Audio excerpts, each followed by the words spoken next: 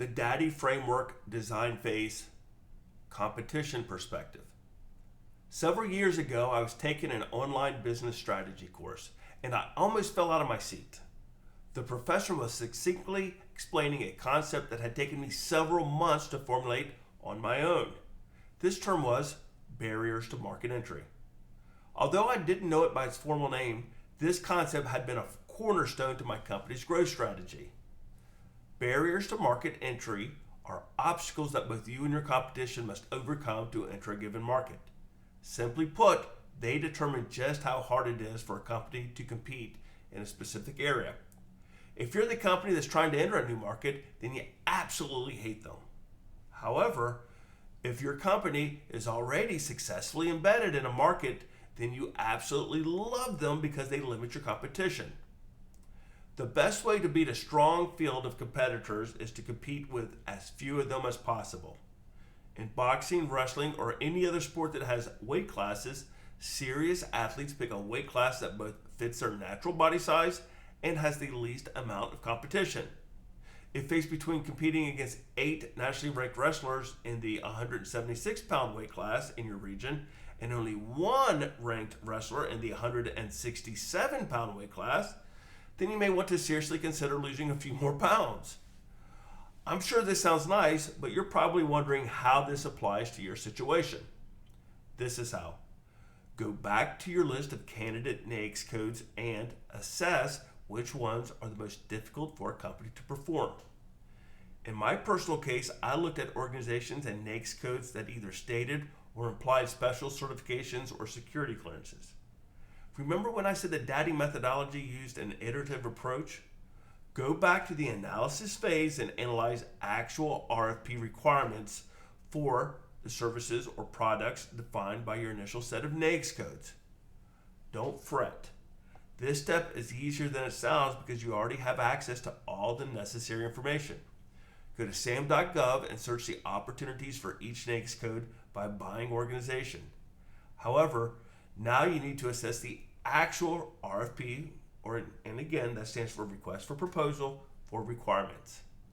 What you will find is that each opportunity has multiple documents that must be assessed individually.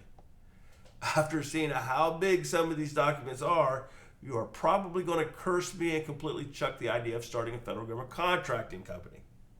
Before you do this, please realize that the overwhelming amount of the page count is boilerplate legal content that you will be able to skim over or completely ignore once you're familiar with what it says. The government takes a few shortcuts while writing RFPs.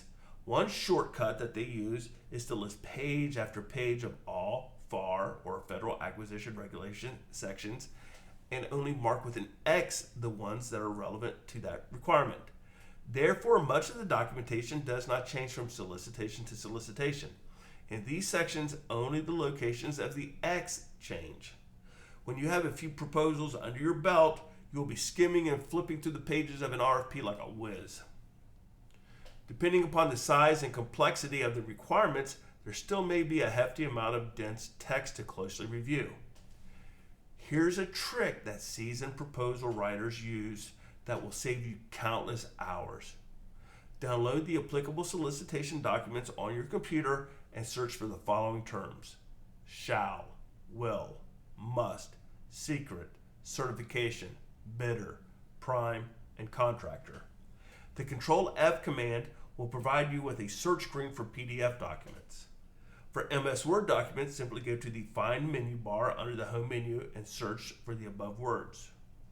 Before you break out in a cold sweat, a prime bidder must only be able to do 51% of the requirement in an RFP and can partner with other companies to do the rest. These search words will surface about 85% of all requirements. This should suffice to provide you with enough information to assess your bid eligibility and competitiveness.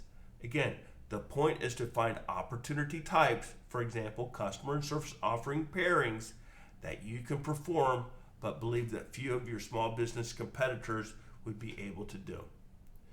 If you can't currently perform some requirements but believe they have limited bid fields, then you can also commit to meeting these heightened requirements as a part of your business strategy. Most importantly, pay close attention to any special requirements that may become your differentiators. If you can define your company to meet special RFP requirements that most of your competitors don't meet, then you've effectively eliminated them as competitors. In my case, I invested heavily to identify special requirements and to develop a strategy to attain them. For me, it was worth it. I beat the overwhelming number of small businesses by pursuing bid opportunities where only a few small businesses were qualified to bid. For example, I looked at service offerings in government organizations that tended to require security clearances because most small businesses did not possess a facility security clearance. I then made it my number one priority to attain a facility security clearance for my company. With a facility security clearance, I knew that I would eliminate my uncleared competitors on bids requiring a clearance. Having a technical background, I also opted to pursue technical markets. I considered that almost any small business could tell a story about how they could provide administrative support, but only a few could tell a story about how they could support the development of models and simulations. Again, you want to consider markets with barriers to entry that are so high that you just barely clear them to eliminate the largest number of competitors. If you feel like you don't have many technical differentiators, don't fret. As important and valuable as differentiated horizontal markets are your vertical markets. Horizontal markets are your capabilities or service offerings. An example of a horizontal market may be software development. Vertical markets are your customers. An example of a vertical market would be a specific customer such as the U.S. Navy. In fact, you could have several vertical markets within the Navy such as NAVSEA, NAVAIR, OpNav, and so on. Some federal government organizations appear to be incestuous, tending to only give awards to their quote-unquote family of companies with experience supporting their organization. Their logic is not sinister. They simply believe that a solid understanding of their processes, protocols, and culture are critical to a contractor's ability to successfully perform in their organization. I have decided to no bid opportunities despite having perfectly aligned qualifications because of a customer's incestuous reputation. These are the organizations that could become your competitive discriminators should you commit to a market penetration strategy to become part of their family of companies.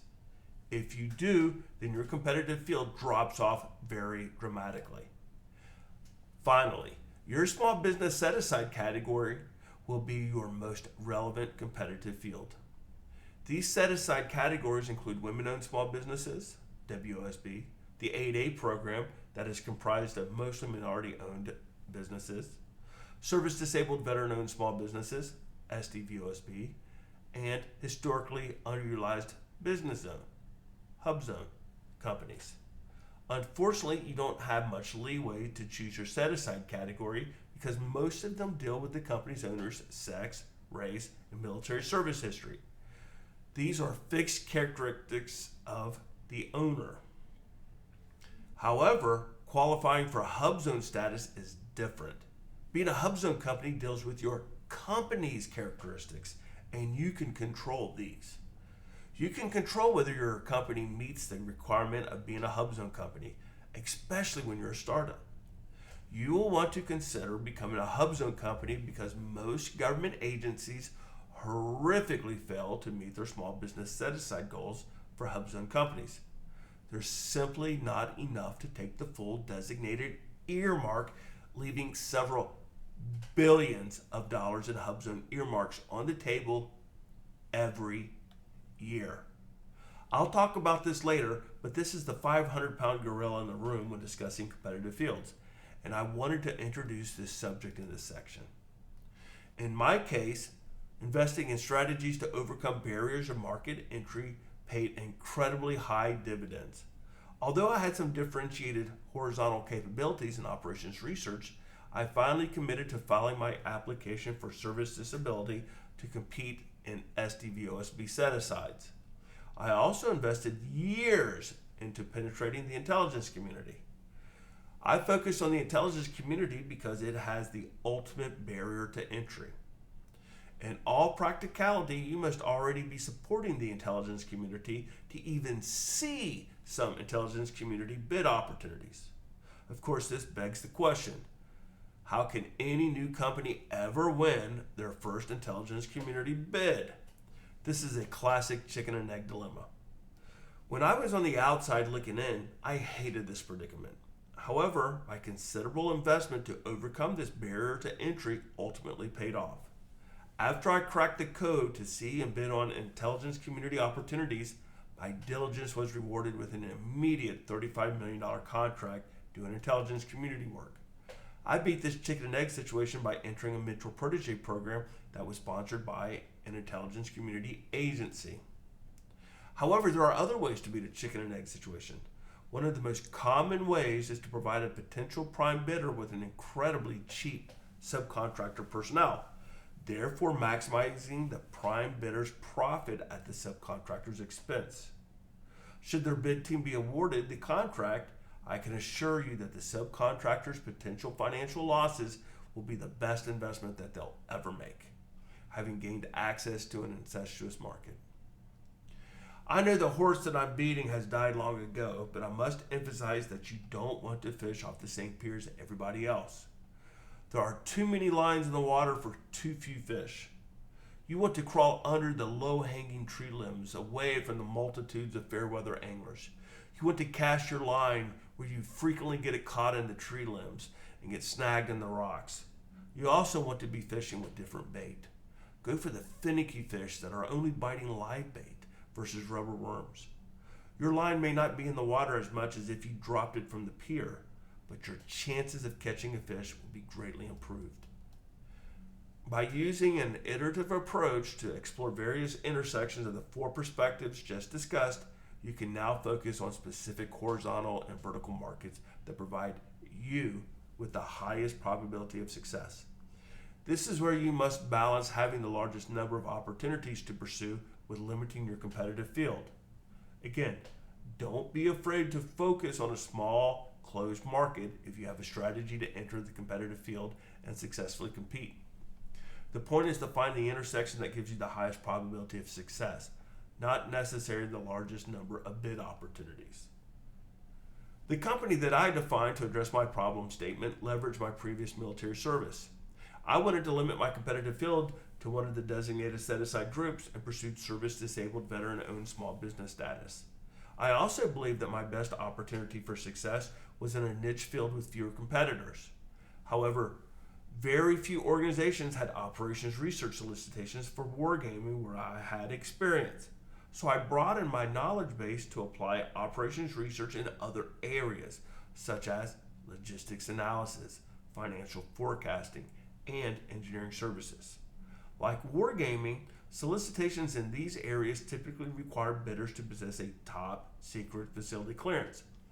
As such, obtaining a security clearance for my company became a strategic priority. I defined my company to be an SDVOSB that provides high-end operations research services in highly classified environments across multiple domains. In other words, I defined my company to compete in an area with a barrier of market entry that was so high that I thought that I could just barely meet the requirements myself. By doing so, I would eliminate the largest numbers of competitors, increasing my probability of success. Like most successful founders in the federal government contracting industry, I did not enter this market with all the areas that I needed already neatly held in my quiver. Before landing my first prime contract, I had to become an SDVOSB, obtain a top secret facility clearance for my company, and broaden my service offerings into logistics where I had zero experience. If you're considering the areas that you already have, then you will be selling your defined company short by limiting your options.